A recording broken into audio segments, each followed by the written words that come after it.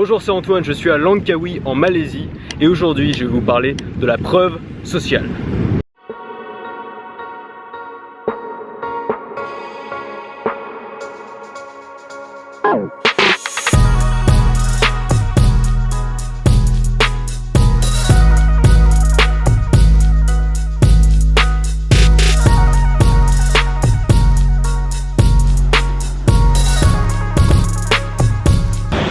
Alors moi depuis quelques temps je suis un marketeur américain, un peu un gourou du marketing, du social media. Il s'appelle Gary Vaynerchuk, que je vous invite à aller voir parce qu'il est très bon. Et là en ce moment il nous bassine un peu tous les jours avec Snapchat. Il est beaucoup sur Snapchat et il dit que le marketing de demain se fera sur Snapchat et qu'il faut être sur Snapchat aujourd'hui si on veut avoir une audience. Et Snapchat, je vous en ai déjà parlé un petit peu. Moi j'ai été dessus il y a à peu près un an. J'ai fait un peu une overdose, j'en ai ras-le-bol, j'ai tout supprimé. J'ai supprimé mon compte et j'ai arrêté de l'utiliser, ça m'a fait du bien. Et je l'utilisais vraiment entre amis. Mais je l'utilisais pas vis-à-vis de mon audience. Je l'utilisais pas pour communiquer avec mon audience. Et là, ce que je fais aujourd'hui, c'est des vidéos tous les jours, c'est un vlog. Je partage mon voyage. Et j'utilise aussi Instagram pour partager mes plus belles photos. Mais il manque un outil pour partager les petits détails. Et je pense que dans un voyage, ce qui fait la richesse d'un voyage, c'est pas seulement les magnifiques paysages, c'est aussi les petits détails. Et ces petits détails, je me dis que ça pourrait être intéressant de les partager sur Snapchat.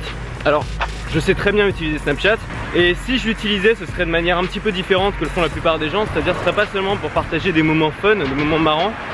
Ce serait aussi pour faire ce que je fais dans mes vidéos, c'est-à-dire vous motiver, vous booster, vous inspirer, donc c'est-à-dire vous donner envie, vous donner des conseils, être un peu là à côté de vous et partager les petits détails de mon voyage. Donc je me dis que ça pourrait être intéressant.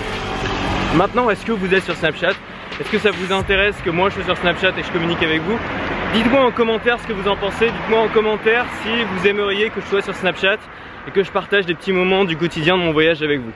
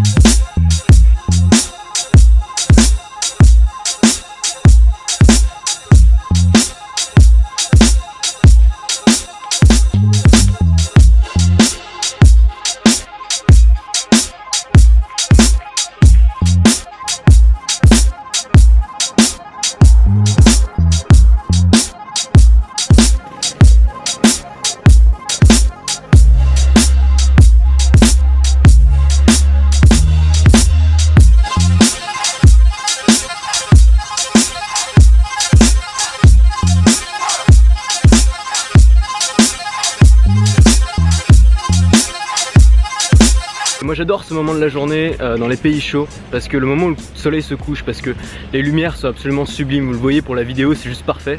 La lumière sur les palmiers moi j'adore et en plus il fait plus trop chaud, il fait plus frais donc c'est vraiment sympa. Je voulais en profiter pour revenir sur quelque chose que j'ai dit hier dans ma vidéo de remerciement qui peut paraître un petit peu confus. C'est-à-dire que j'ai parlé de mon nombre d'abonnés. J'ai dit que je privilégiais la qualité à la quantité et je vous ai remercié de poster des commentaires justement de qualité. J'étais heureux d'avoir une audience qualifiée. Et en même temps, je dis, et c'est la présentation de ma chaîne, je dis que mon objectif c'est d'avoir 100 000 abonnés. Alors pourquoi je dis que je privilégie la qualité à la quantité et en même temps je dis que je veux que 100 000 abonnés sur YouTube? En fait, c'est stratégique. Mon but c'est pas juste d'avoir 100 000 abonnés pour la forme. Mon but c'est d'avoir la preuve sociale.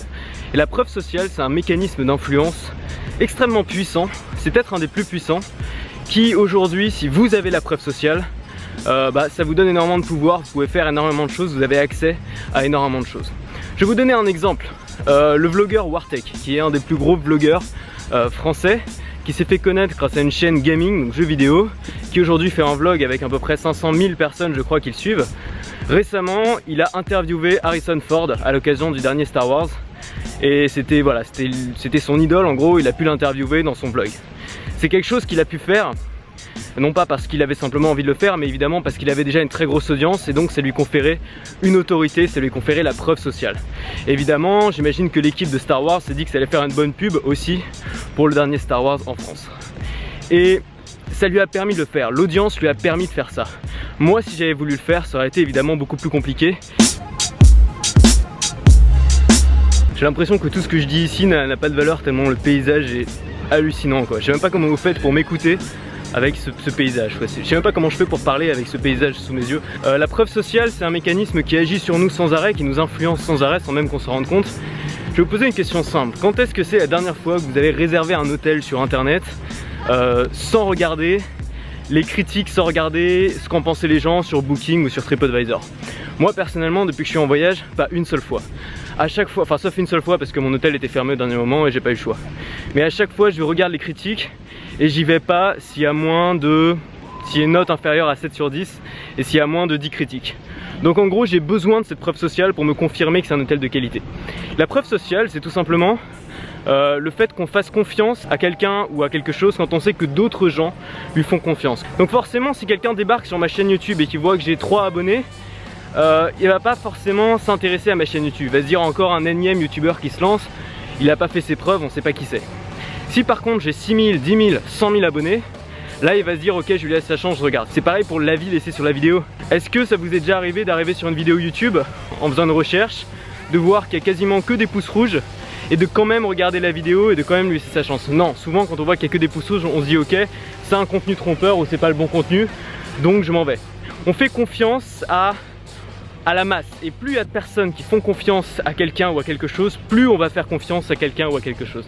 Donc 100 000 abonnés pour moi c'est un défi à long terme, hein. Je pense vraiment pas que je vais atteindre cette année, mais l'idée c'est à terme d'avoir une influence dans mon domaine, d'avoir cette influence qui va me permettre de faire des choses beaucoup plus grandes que ce que je peux faire aujourd'hui, qui va me permettre d'élargir mon champ des possibles.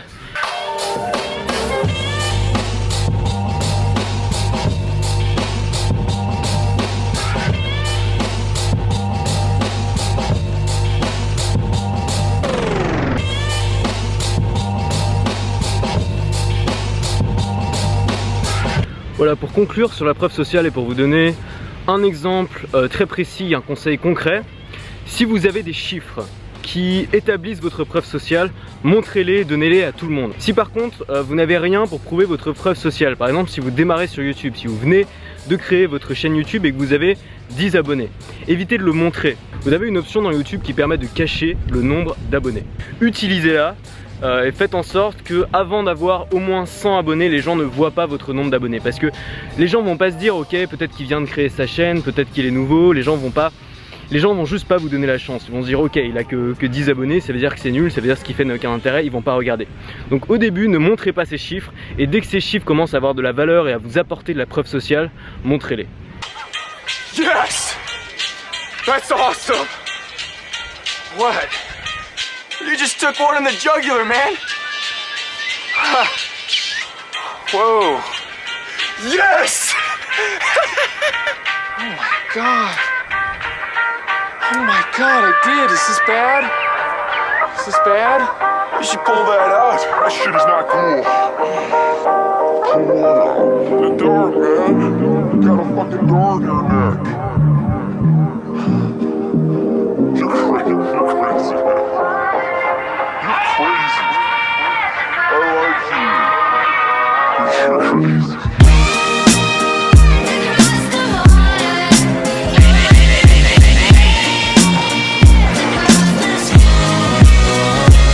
Restez libre, restez ouvert, restez audacieux.